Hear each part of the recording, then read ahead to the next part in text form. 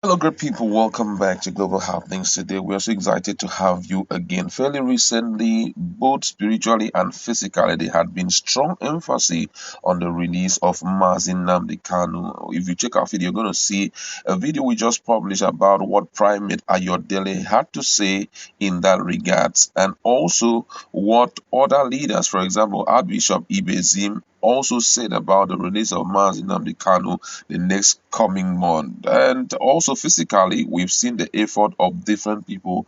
A lot of people have talked about it individually. Right now, in a meeting that was held, topmost on the list, held by Igbo leaders, topmost on the list was actually the freedom for Nnamdi Kanu. We are going to hear full details of the meeting that Igbo leaders had and what they actually discussed. But before we do that, if you've not subscribed, do well, hit on the red subscribe button and also the bell icon so that you get notification anytime we publish our video. And according to the news, the leader of Indigenous People of Biafra's freedom was the focus of discussion by the Johannes and Igbo when they converged in Owerri, the Imo State capital, at the weekend during the reception ceremony of the President General of the Igbo Apex Body, Professor George Obiozor, at the Government House. Almost all the leaders in the zone spoke against the continual detention of Nnamdi Kanu. As a matter of fact, elder statesman Mbazulike Amici, in his contribution at the meeting, believed a greater part of the insecurity challenges occurring in the zone would be drastically reduced if he regains his freedom.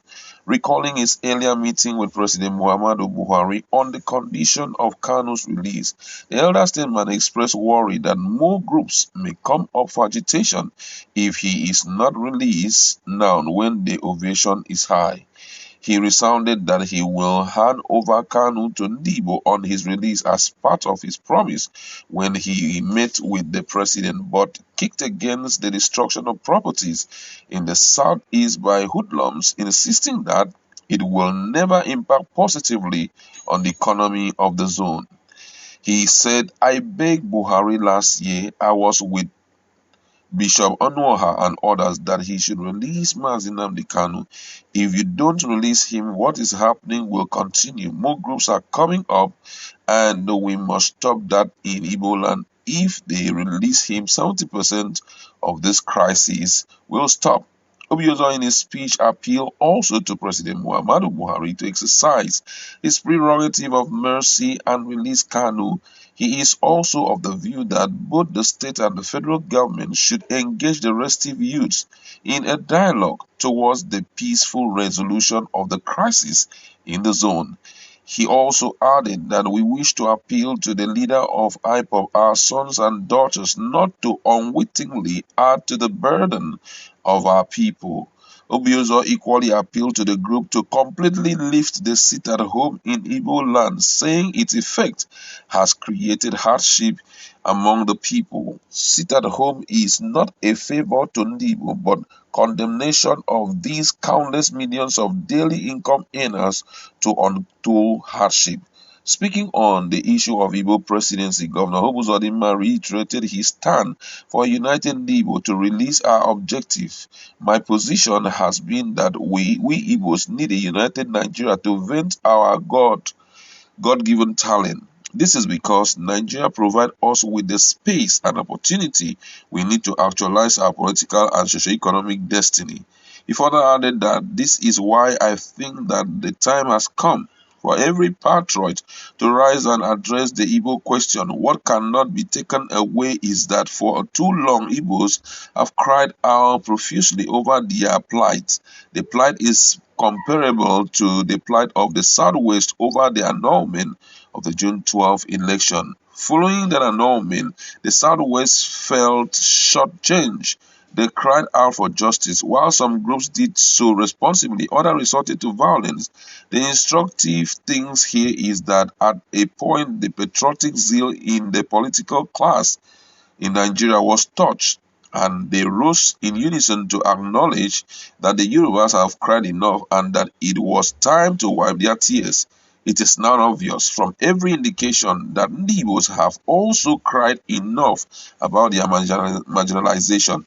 It should also be clear to the political class that the time has come to wipe these historical tears of Igbos.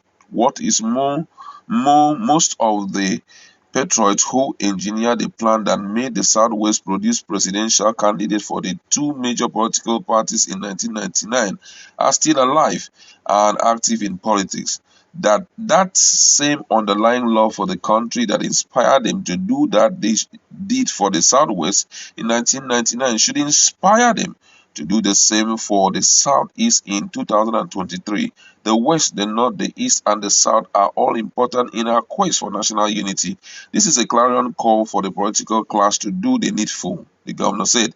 The ceremony was attended by prominent Igbo sons and daughters, which include Chief Emmanuel Iwenya, Adolphus Nwabara, Ike Nwachukwu, Pius Anyim, Nyanwodo, Chief Gray, Igwarawe, Igwe Alfred Achebe, Victoria Nkanwa, Chief Ikedio Hakim, Uche Oga, ABC, Mosu, among others. Wow, well spoken, I'm telling you.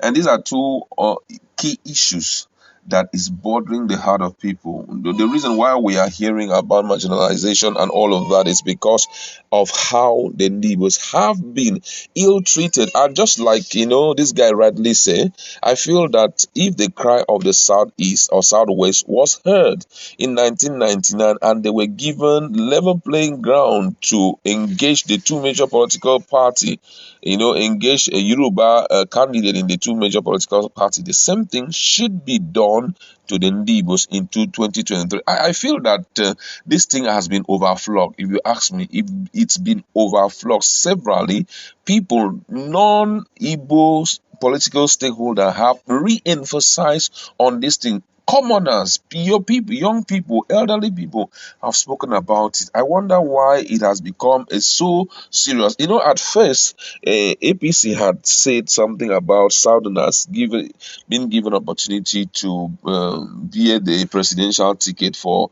the party. But then there was need for them to streamline it to the Southeast. And if they do that, it will go an extra mile to calm the nerves of people, and this case of marginalization will be shut down once and for all. And another thing too is that even when their cry has been heard widely, I feel that they also have a part to play, and that part is to ensure they reach out to all those who can correct this anomaly, and talk to them, build strong relationships with them, and to some extent, I think that will also contribute in correcting this abnormally, because for now, Igbos are the only people who have never produced president, and the issue have been spoken about by virtually everybody. I feel that zoning should be reconsidered, and the opportunity will be given to the Igbos. Now, that's where we like to leave it. Go to our comment section. Let's